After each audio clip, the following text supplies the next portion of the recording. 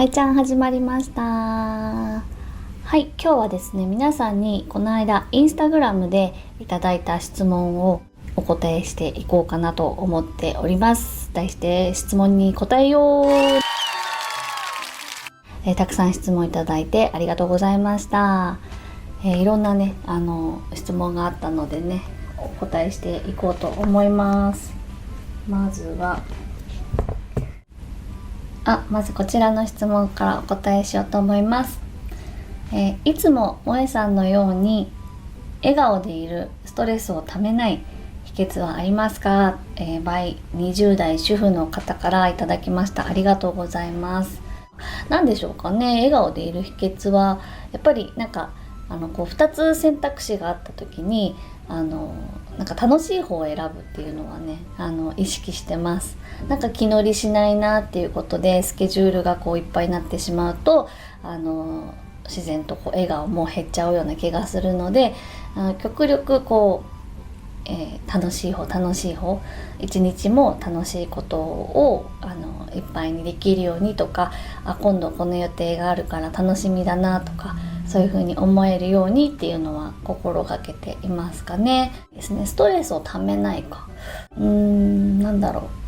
思ったことを全部言うっていうことかな。あまり取り繕わないというか、例えばすごいショックな出来事があった時にもうそれを会った人に言っちゃうとかね。ねえちょっとさっきさショックなことあってみたいな、鳩が車にはねられてたとかそんなわかんないけど、例えばねあったとしますよ。鳩車はねられててちょっとショックだったみたいなのをもう会ったら開口一番言う。この人にこんな話して変な人と思われないかなとかあんま考えずにちょっと言っちゃうみたいな。いやちょっとあんま今日気分が乗らないっていうか落ち込んでてみたいな、ちょっとね昨日の夜夫と喧嘩してみたいな、仲直りはしたんだけどまだモヤモヤ引っかかっててみたいなことをいろんな人に言うと自然とストレスをためずに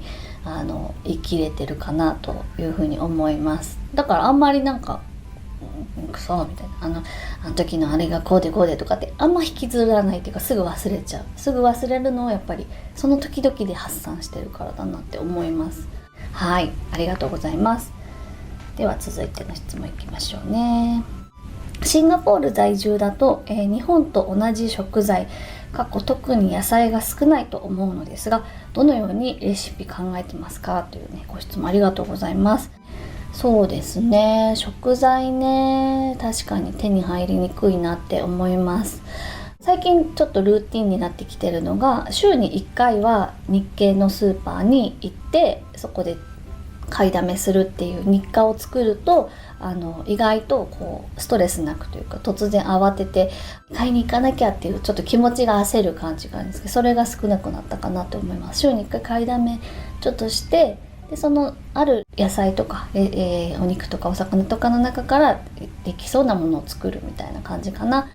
でもとはいえ普通のローカルのスーパーでも白菜とか手に入ったりキャベツとか手に入ったりとかするので、あんまりそこまですごいストレスは感じてないかな。さすがにその日本のなんていうんだろう、里芋とかそういうのは手に入りづらいなっていうふうには思うんですけど、でもそこまでよくよく考えたらそんな里芋ね絶対なきゃダメっていうタイプじゃなかったし、今クックパッドとかそういうのは全然日本以外でも使えるので、それでねある食材っていうか冷蔵庫に今あるものをピッピッピッって入力したらある程度の調味料でできるので、本当便利な時代だなって思います。クックパッド本当様々でございますね。ですね、最近そうだな、結構お魚系もね好きで、日系のスーパー行くとサワラとかブリとかそういうのもねちょっと珍しい日本系のお魚も手に入るので、いろいろ調理したり味噌漬け作ったりとかそういうのにすごいハマってますね。本当にねもう他の国には逆に行けないかもしれないと思うぐらいシンガポールって日本と近いものをいっぱい売ってるよなっていうのはね思います。どうかこのまま日本のものが手に入りやすいシンガポールであれって思うんですが、はい、ありがとうございます。中田さんの好きなところはという質問いただきました。夫の好きなところね、そうですね、いっぱいあるんですけどね、いっぱいあるしすごい尊敬しているんですけど、なんか意外こういうところが意外でいいなって思ったっていう部分は、すごいね嘘がつけないっていうところですね。素直ですね。素直なので、もう怒ったらすごい怖いんですよ。もうなんか怒った感情をそのまま100% でお届けっていう感じなので、すごくこう嫌な気持ちになるんですけど、でもなんかそれもすごい素直というか、なんかその熱が自分の中で冷めた、ね、1時間も2時間も人は怒ってられないので、例えば15分でわーって怒りの感情を爆発させた時にだんだんこう冷静になっていく、その冷却する自分がいるじゃないですか。その時になんかごめん言い過ぎた、悪かったみたいな風になんか言ってくれるのはすごいなんていうのかな、いいですね。なんか例えが合ってるか分かんないんですけど、なんだろう、野菜とかだったら育てやすいっていう感じかな。なんか、シソとか育てやすいじゃないですか。シソとかね水あげてれば OK みたいな。だけど大根とかちょっと育てづらいじゃないですか。なんか土をこう柔らかくしとかなきゃいけないみたいな。だからその大根かシソかで言ったらシソタイプなのかなっていうふうに思います。なんかうまいこと言ってるのかわからないですけど、水をあげたら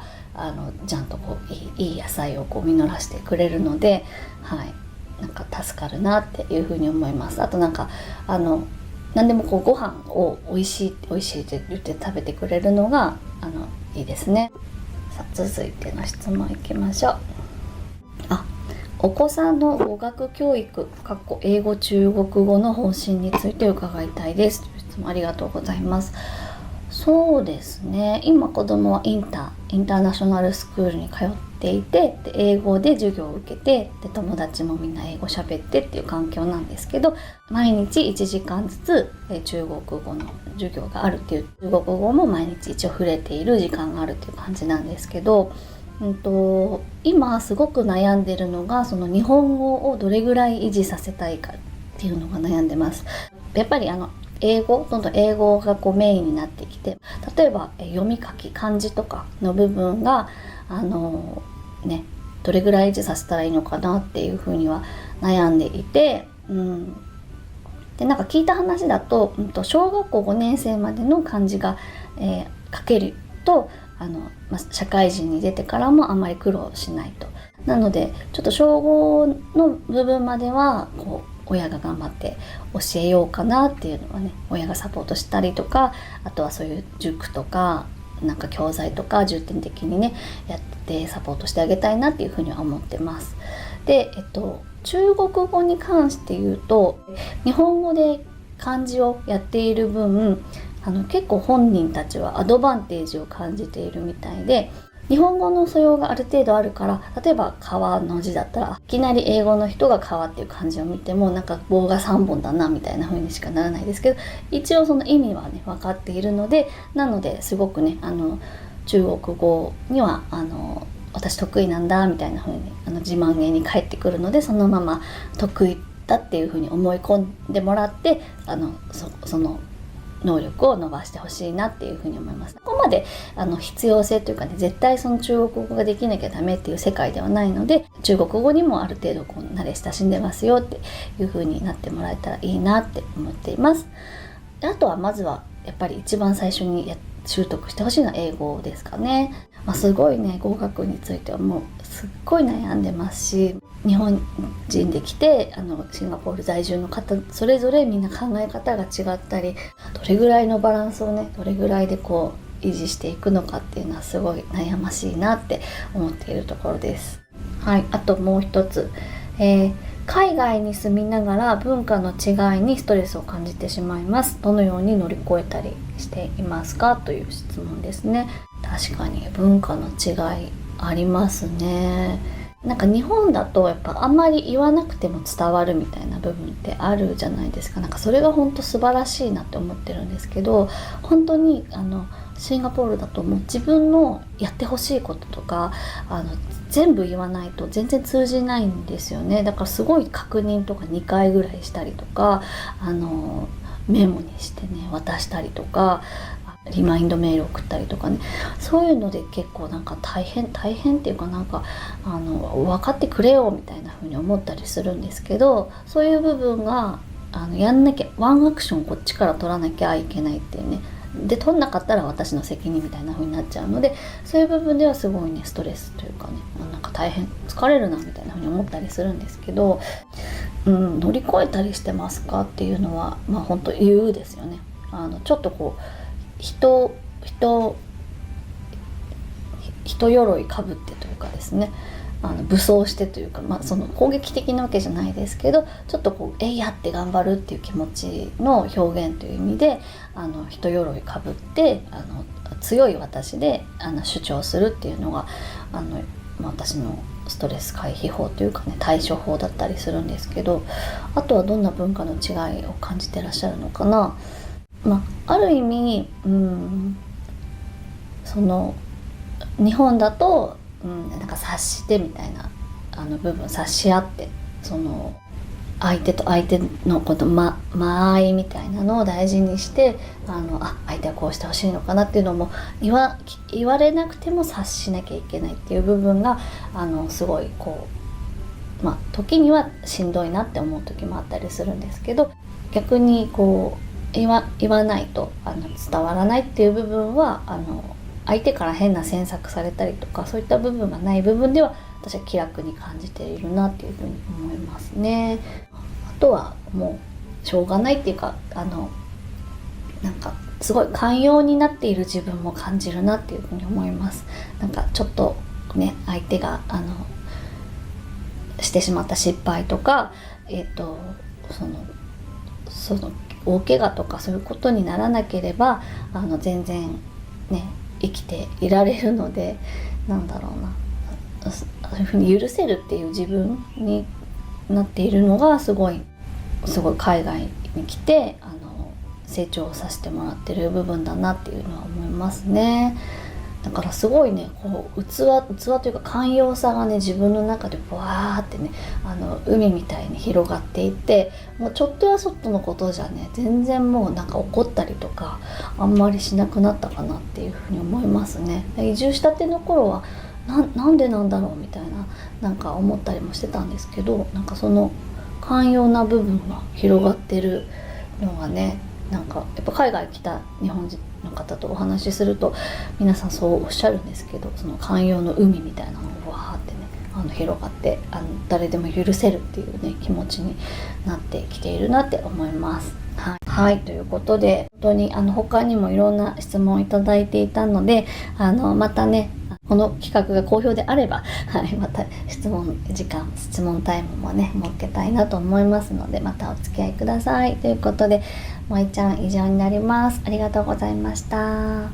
バイバーイ。頑張るママとママを応援する人のためのママズオンラインサロン、声のブログボイシー移住ラジオ、詳細は概要欄からどうぞ。